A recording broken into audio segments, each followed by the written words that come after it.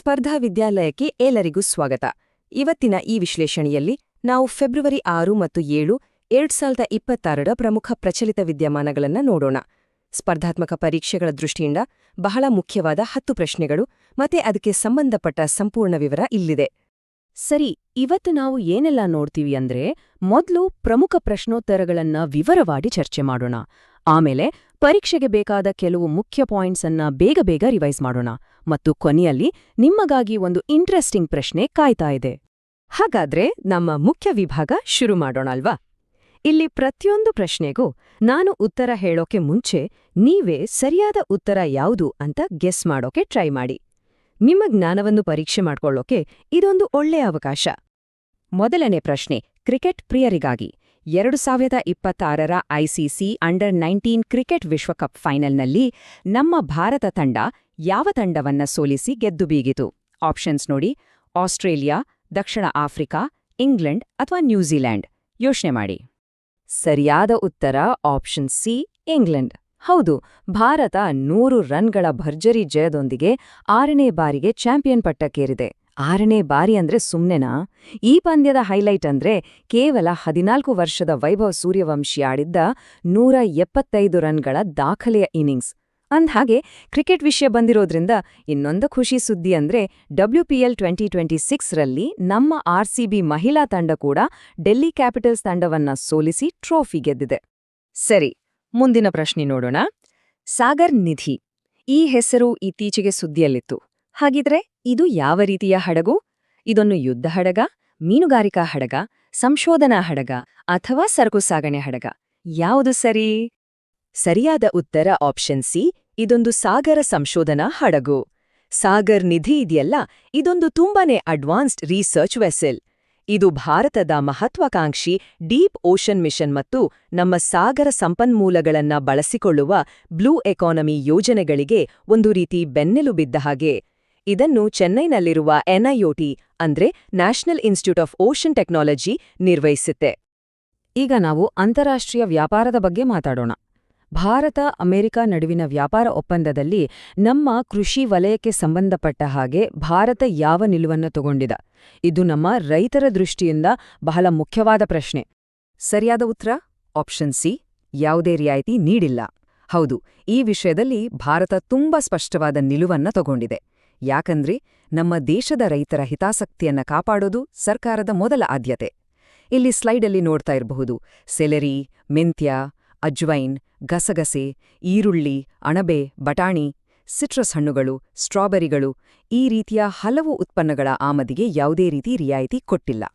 ಈಗ ಪರಿಸರಕ್ಕೆ ಸಂಬಂಧಪಟ್ಟ ಒಂದು ಬಹಳ ಗಂಭೀರವಾದ ಪ್ರಶ್ನೆ. ಪ್ರಪಂಚದ ಅತಿದೊಡ್ಡ ದ್ವೀಪ ಯಾವುದು? ಗ್ರೀನ್ಲ್ಯಾಂಡ್ ಅಲ್ವಾ? ಅದೇ ಗ್ರೀನ್ಲ್ಯಾಂಡ್ ಇತ್ತೀಚೆಗೆ ಹವಾಮಾನ ತುರ್ತುಸ್ಥಿತಿ ಅಂದ್ರೆ ಕ್ಲೈಮೇಟ್ ಎಮರ್ಜೆನ್ಸಿಯನ್ನ ಘೋಷಣೆ ಮಾಡಿದೆ. ಅದಕ್ಕೆ ಪ್ರಮುಖ ಕಾರಣ ಏನು? ಭೂಕಂಪನ, ಜ್ವಾಲಾಮುಖಿನ ಅಥವಾ ಬೇರೆ ಏನಾದ್ರೂನಾ? ಉತ್ತರ ತುಂಬಾ ಸ್ಪಷ್ಟವಾಗಿದೆ. ಆಪ್ಷನ್ ಸಿ, ವೇಗವಾಗಿ ಕರಗುತ್ತಿರುವ ಹಿಮಪಾತ. ಗ್ರೀನ್ಲ್ಯಾಂಡ್ ತಾಂತ್ರಿಕವಾಗಿ ಡೆನ್ಮಾರ್ಕ್ನ ಒಂದು ಸ್ವಾಯತ್ತ ಪ್ರದೇಶ. ನಿಮಗ್ ಗೊತ್ತಿರೋ ಹಾಗೆ ಅಂಟಾರ್ಟಿಕಾ ಬಿಟ್ರೆ ಪ್ರಪಂಚದ 2ನೇ ಅತಿದೊಡ್ಡ ಹಿಮದ ಹಾಳೆ ಇರೋದೇ ಇಲ್ಲಿ. ಸಮಸ್ಯೆ ಏನಪ್ಪಾ ಅಂದ್ರೆ, ಜಗತ್ತಿನ ಬೇರೆ ಭಾಗಗಳಿಗೆ ಹೋಲಿಸಿದ್ರೆ ಇಲ್ಲಿ ತಾಪಮಾನ ತುಂಬಾನೇ ವೇಗವಾಗಿ ಜಾಸ್ತಿ ಆಗ್ತಿದೆ. ಇದರಿಂದಾಗಿ ಈ ಹಿಮಪಟ್ಟ ಆತಂಕಕಾರಿ ಮಟ್ಟದಲ್ಲಿ ಕರಗ್ತಾ ಇದೆ. ಇದೇ ಕಾರಣಕ್ಕೆ ಅವರು ಎಮರ್ಜೆನ್ಸಿ ಘೋಷಣೆ ಮಾಡಬೇಕಾಯ್ತು. ಒಂದು ಕ್ಷಣ ಯೋಚನೆ ಮಾಡಿ ನೋಡಿ, ಒಂದ್ ವೇಳೆ ಗ್ರೀನ್ಲ್ಯಾಂಡಲ್ಲಿರೋ ಸಂಪೂರ್ಣ ಹಿಮದ ಹಾಳೆ ಕರಗಿ ಹೋದ್ರೆ ಏನಾಗ್ಬೋದು? ಆಗ ಇಡೀ ಪ್ರಪಂಚದ ಸಮುದ್ರ ಮಟ್ಟ ಸುಮಾರು 7 ಮೀಟರ್ಗಳಷ್ಟು ಹೆಚ್ಚಾಗತ್ತೆ. 7 ಮೀಟರ್ ಅಂದ್ರೆ ಸರಿಸುಮಾರು 23 ಅಡಿ. ಇದು ನಿಜಕ್ಕೂ ಊಹೆಗೂ ನಿಲ್ಕದಂತ ಆತಂಕಕಾರಿ ವಿಷಯ ಅಲ್ವಾ? ಸರಿ, ಈಗ ಒಂದು ಸಾಹಸದ ಕತೆ ಕೇಳೋಣ. ದಕ್ಷಿಣ ಅಮೆರಿಕ ಖಂಡದ ಅತಿ ಎತ್ತರದ ಶಿಖರ ಮೌಂಟ್ ಅಕೋಂಕಾಗುವಾ. ಈ ಶಿಖರವನ್ನ ಇತ್ತೀಚೆಗೆ ಯಶಸ್ವಿಯಾಗಿ ಏರಿದ ನಮ್ಮ ಭಾರತೀಯ ಪರ್ವತಾರೋಹಕಿ ಯಾರು? ಆಪ್ಷನ್ಸ್ ನೋಡಿ. ಸರಿಯಾದ ಉತ್ತರ ಆಪ್ಷನ್ ಬಿ, ಕಬಾ ಕಿಯಾನೋ.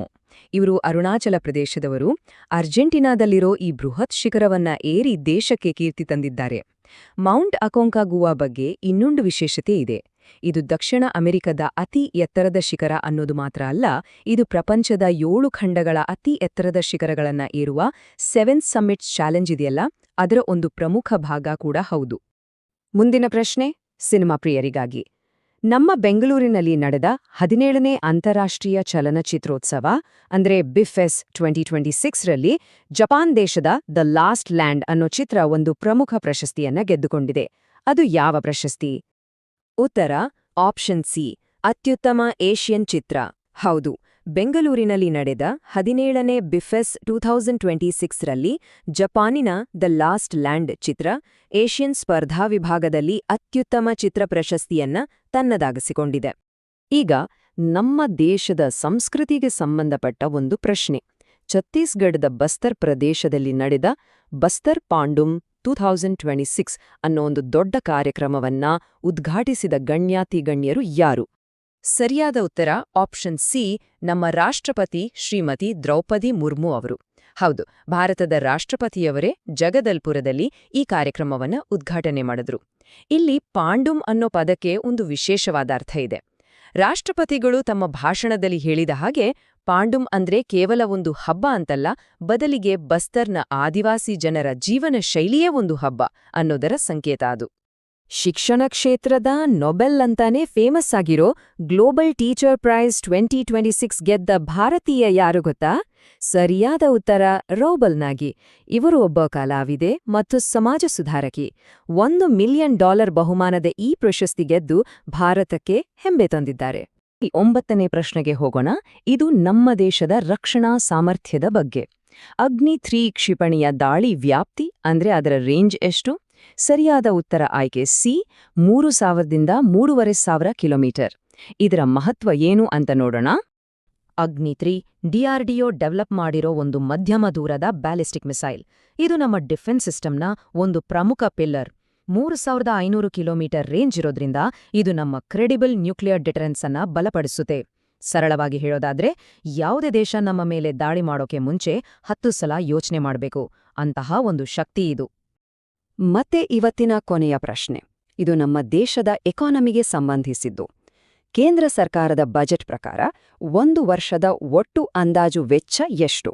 ಇದಕ್ಕೆ ಸರಿಯಾದ ಉತ್ತರ ಆಯ್ಕೆ ಸಿ, 53.5 ಲಕ್ಷ ಕೋಟಿ ರೂಪಾಯಿಗಳು. 53.5 ಲಕ್ಷ ಕೋಟಿ ಕೇಳೋಕೆ ದೊಡ್ಡ ಮೊತ್ತ ಅನ್ಸುತ್ತೆ ಅಲ್ವಾ?